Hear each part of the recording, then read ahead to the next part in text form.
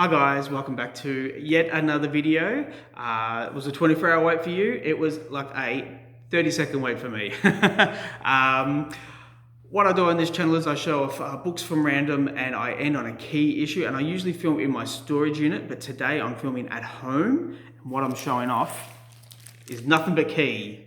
Nothing but key. The previous video had keys, but they weren't big keys like this, and they get bigger as I go along. So hopefully you stick with me. Hopefully you like what I'm showing off. Please let me know what you think in the comments down below. Please like and subscribe and ring the bell, and please tell your friends. Okay, what I have for you is a modern key issue. It's issue 20 of the Teen Titans. Now, this is the first appearance of Dajin and the first appearance of Lobo's daughter, Crush. Now, I had a chance to buy this when it first came out, and like most things, I missed it, and I'm kicking myself for not picking it up. So I picked it up after the fact, and I've recently got this, and I'm going to read this. Yeah, I will. I promise I will. I have a lot to read.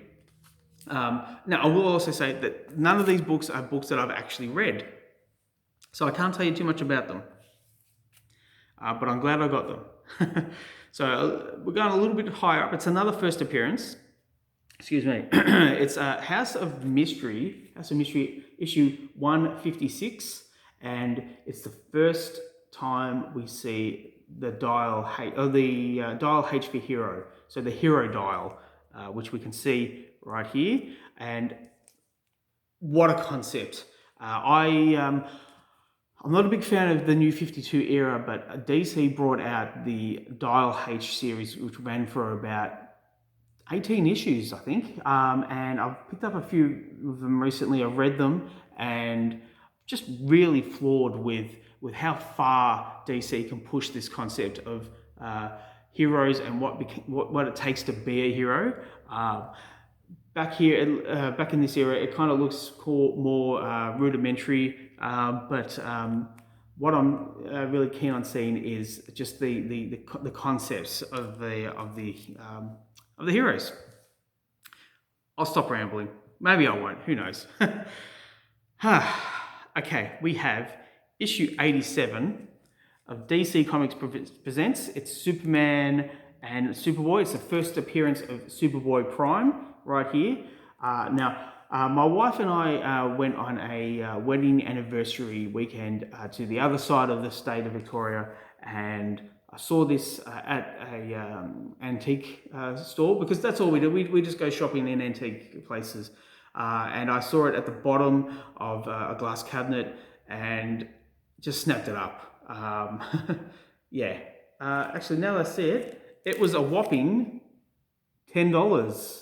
How about that? Not bad. Not bad for a key issue.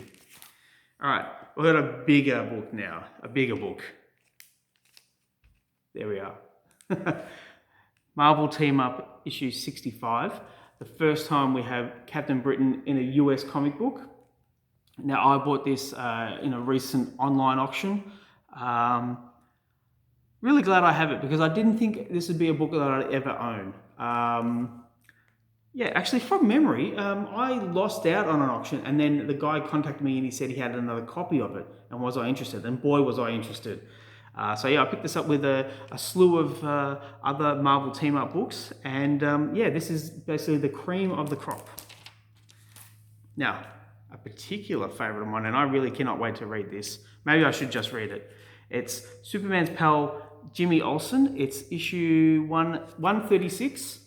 Now, you might be wondering why I'm showing this book. This is the first appearance of Duplex. Duplex. D-U-P-P-I-L-E-X.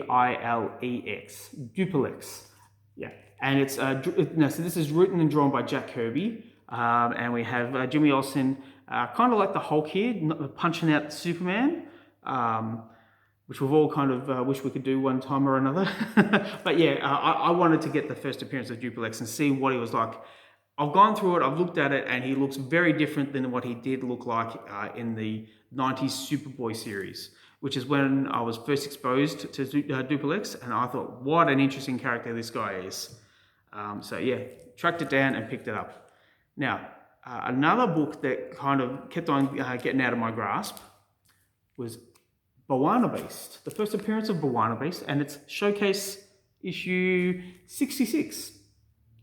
And just a beautiful cover. I got this from my comic shop. Here's the sticker here. And I was really surprised just how cheaply they had it. And I cannot explain why. I thought that Bwana Beast would be more sought after. So we've got a fair few to go. Maybe I should just show them off. Stop rambling, Martin. You're talking too much. Weird War Tales #1. Now, yet another book that I got from my comic shop. It's in fairly good condition.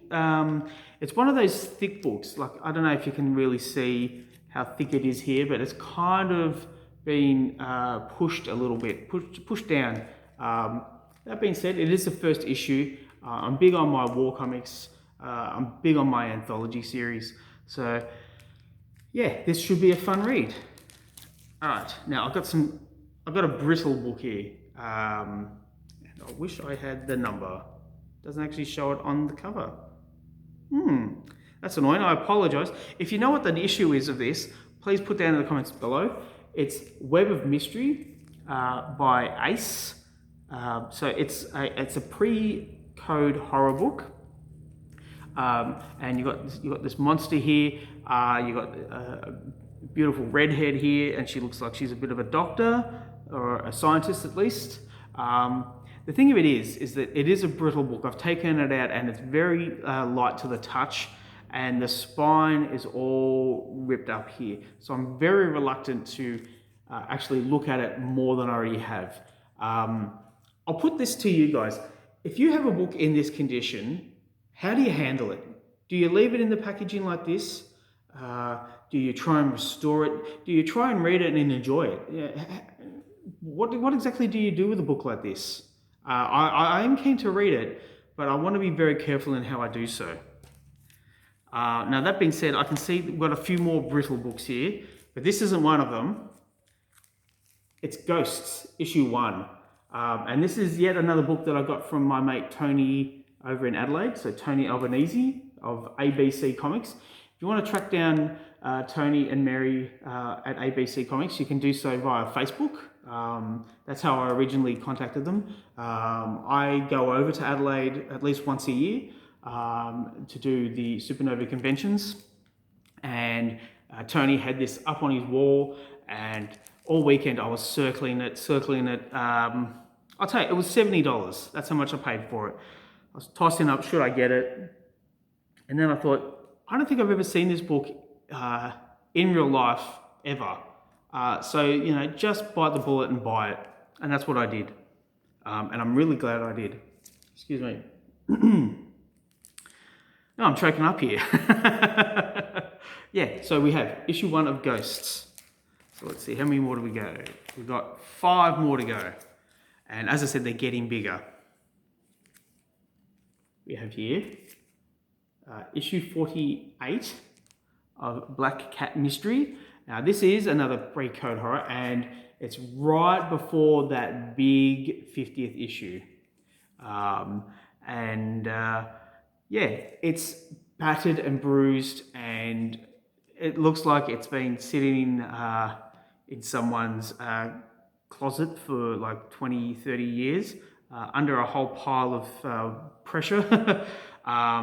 But look, it does have a zombie coming out at the beach. So how could I say no? I'm glad I got it. This is the only Black Cat Mystery issue that I have so far, because the price of these things is astronomical. But that one wasn't too bad. Now, this one I have shown off in a previous video, but it's worth showing off again. It's Crazy Cat, issue 1. And it's looking pretty weird, pretty worn, worn out. Now, when I showed this off, I explained that it was the precursor to Itchy and Scratchy. And yeah, that hasn't changed. It's still the precursor to Itchy and Scratchy, but it is one of the bigger key issues that I'm yet to read. Just like the other issue, the brittle issue. Just like Web of Mystery, this one is brittle. I took it out and I didn't want to say it fell apart in my hands, but it was almost going to fall apart in my hands. It's a beautiful book to look at, but I'm really apprehensive about reading it. So I've got one more book in good condition, and the last two are very brittle. So yeah, what do I do with these books? What I have for you here, though, Ghost Rider #1, the Western version of Ghost Rider #1. And it's in Mylar, so there's a bit of a flare in the reflection, so I apologise for that. But this series went for 7 issues. I've got this issue, I've got the 5th and the 7th issue, so I should probably get the rest of the set just for shits and giggles. But yeah, we've got Dick Ayres doing the cover, and this is the first appearance of Ghost Rider. Not the Ghost Rider you're familiar with, but as I said, I like war comics, I like Western comics, I do like Ghost Rider, so this is like the perfect marriage. I do look forward to reading this. I am, as always, apprehensive about doing so. I will say, will we see this version in a Marvel movie or on a Marvel TV show? It would be fun to see it, but that certainly wasn't why I bought that book. I bought that book because I wanted to read it, I wanted to own it, I wanted to enjoy it. And that's the only reason you should ever buy a book. Don't buy for FOMO, don't buy for spec. Certainly, please do not buy for investment. Very rarely are you going to make a big return on any money you lay down. And certainly don't come to guys like me for advice on what to buy, other than for me to say, buy what you want, buy what you can afford to read. I've got 2 more books to show, and these took a little while to pay off. So yeah, don't only buy what you can afford. Yeah. Oh boy, yeah, this took a while to pay off, but I am so glad I got it. It's My Greatest Adventure, issue 80. It's in very, very poor condition. It's very brittle. I don't know if you can see, we have a little bit of paper wear on here where it's all broken off. Now, my mate Neville is a huge Doom Patrol fan. I'm hoping he watches this video because, Neville, please let me know what you think of this copy. Now, Neville actually has, he's started filming some more videos for his channel, The Grail Hunters. And he's a lot more eloquent than me with his comic books. He's very interesting to listen to.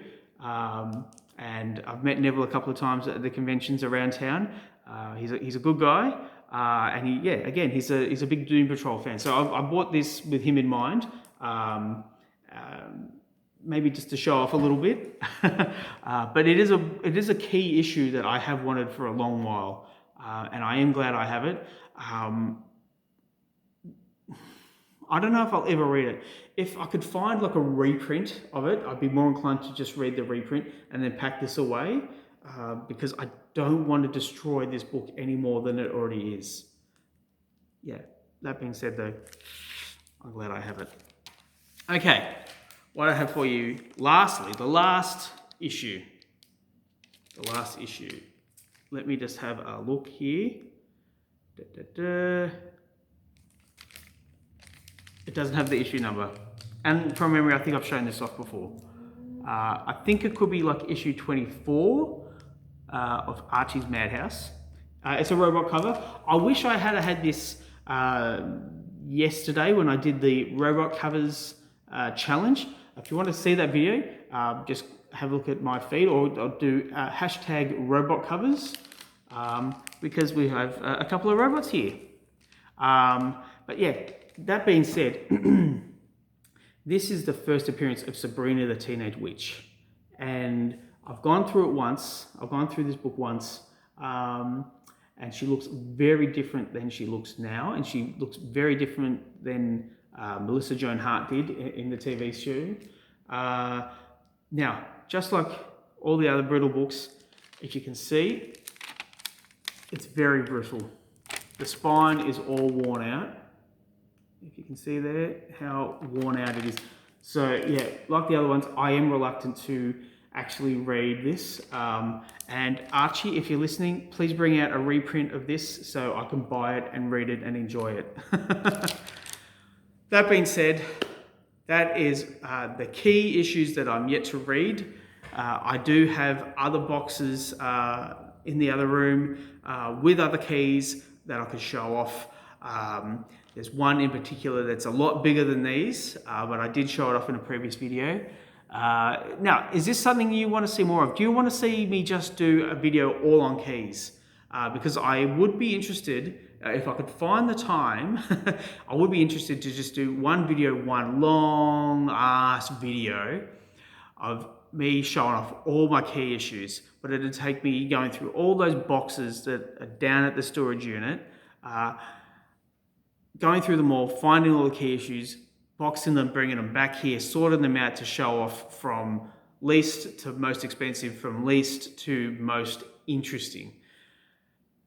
Are you interested in that though? Is that something you want to see?